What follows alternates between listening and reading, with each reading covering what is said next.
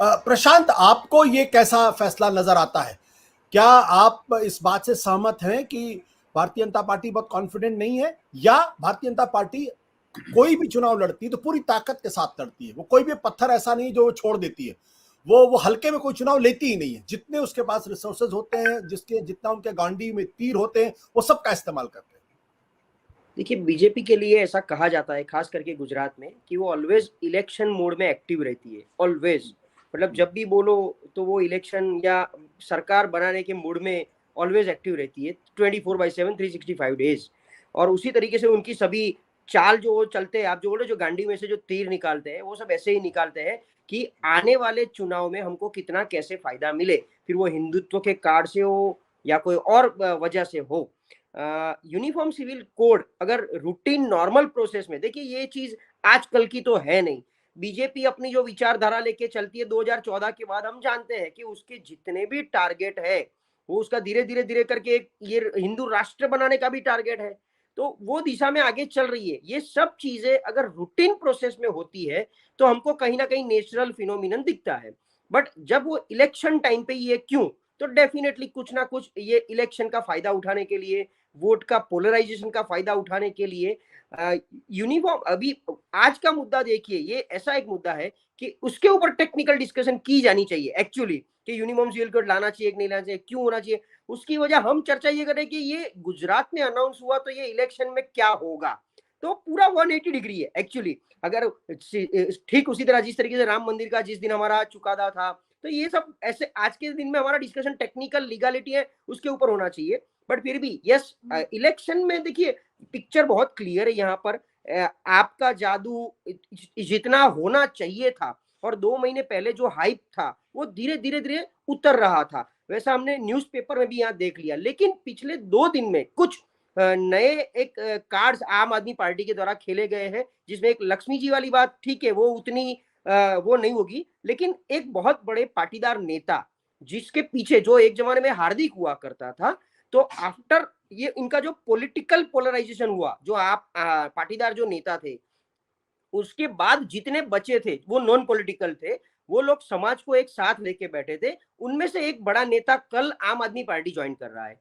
वो नरेश पटेल का almost right hand है। मतलब वो जिस दिशा में जाएगा वहां नरेश पटेल जाने वाले हैं। अभी नरेश पटेल को लेके पिछले 1 महीने में 2-3 अटकलें आ गई है। एक, उनकी पीएम मोदी के साथ मुलाकात, और दूसरी कांग्रेस के साथ उनका नेगोशिएशन, टिकट का बंटवारा। तो कल ये भी कुछ होने वाला है। तो मुझे लग रहा है कि भारतीय जनता पार्टी जो ऑलमोस्ट देखिए 99 तक आना, 100 सीट तक आना उनके लिए बड़ी चुनौती आज के दिन में नहीं है गुजरात में। वो बहुत सेफ हो गई है, क्योंकि आम आदमी पार्टी जितने भी वोट लेती है वो कांग्रेस की 20 सीट से 25 सीट में नुकसान करती है। वो सीधा बीजेपी को फायदा जाता है। आज की तारीख में बीजेपी जहां है, हमारी गुजरात की विधानसभा, वैसी ही सिचुएशन बनी रहेगी। आज की तारीख में गुजरात में बीजेपी के पास 114 एमएलए है, कांग्रेस के पास 63 है, बाकी सब छुटमुट है, बीटीपी ये वो। तो वो सेम सिचुएशन। जी, आप म्यूट हो गए आशुतोष जी, आप म्यूट। मैं प्रोफेसर रविकांत और महमूद आबदी जी के पास जाने के पहले एक बार मैं और धीमन जी के पास जाना चाहता हूं। धीमन जी, ये जो इस वक्त जो गुजरात की स्थिति है, क्या उसमें इस कार्ड से बीजेपी को फायदा होगा, या जो उन्होंने नोट पर लक्ष्मी और गणेश की बात की है, जो हिंदुत्व के स्पेस को हाईजैक करने की कोशिश की है, उससे बीजेपी को तकलीफ हो रही है? वाकई में इन मुद्दों से कोई फायदा होगा बीजेपी को, नहीं फायदा? असल सवाल ये है। आशुतोष जी, सबसे बड़ा सवाल तो ये है कि बीजेपी को फायदे का सवाल नहीं है, बीजेपी फायदे में है ही गुजरात में।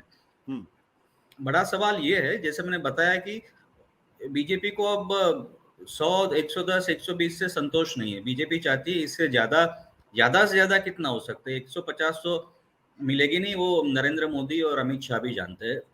हवा भरते अपने कार्यकर्ताओं में 150 का टारगेट देकर।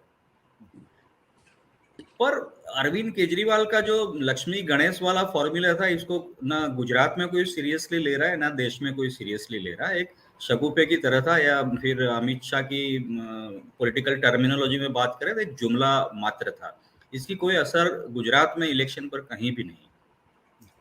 पर बीजेपी का ये जो यूनिफॉर्म कॉमन सिविल कोड वाला मामला है, उसकी गंभीर असर इसलिए होगी कि बीजेपी इसको गांव गांव तक, अपने हर एक वोटर तक, कार्यकर्ता के थ्रू गुजरात के सभी लोगों तक ये पहुंचाने की आने वाले 1 महीने में कोशिश करेगी, और ये कोशिश करेगी कि ज्यादा से ज्यादा पोलराइजेशन इस मामले में हो। बीजेपी को मुस्लिम वोट्स की कभी भी जरूरत या वो गुजरात में तो मुझे नहीं लगता कि कभी पड़ी है।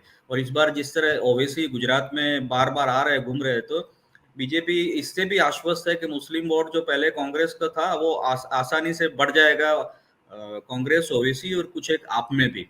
तो मुस्लिम वोट के लिए कभी बीजेपी ने न चिंता की है न चिंता करेगी। पर जो हिंदू वोट है, जो उनका डर है, जो खासकर पटेल वोट आप ले लीजिए, या गुजरात में ठाकुर कम्युनिटी जो ओबीसी में है, वो जो बटने की बीजेपी को डर है आज की तारीख में भी, कि बीजेपी के अलावा कांग्रेस ले जाए, आप थोड़ा बहुत ले जाए और कुछ निर्दलीय भी ले जाए। जैसे ठाकुर कम्युनिटी की बहुलता यहाँ है, पटेलों की बहुलता है, जिस तरह बार बार नरेश पटेल को हम एक लार्जर देन लाइफ एक स्ट्रेचर हम दे रहे हैं। तो बीजेपी की ये कोशिश है कि पटेल हो, ठाकुर हो, या कोई भी कम्युनिटी गुजरात की हो, वो बंटवारा उसमें वोट का ना हो, और कम से कम यूनिफॉर्म सिविल कोड के नाम पे सभी एकजुट बीजेपी में आ जाए जब वोटिंग का डे हो। तो बीजेपी की मंशा इसके पीछे वही है, और मुझे इसमें कोई शक नहीं है कि इस मुद्दे का काफी असर पड़ेगा गुजरात के चुनाव में। और आप देखेंगे आने वाले दिनों में जब मोदी यहाँ आते हैं, तो उनकी सभाओं में भी मोदी जिस तरह एनकेश करेंगे कॉमन सिविल कोड को, आप जानते हैं मोदी मुद्दों के कितने बड़े जादूगर हैं। जी ठीक। सत्य हिंदी का ऐप डाउनलोड करें गूगल प्ले स्टोर पर।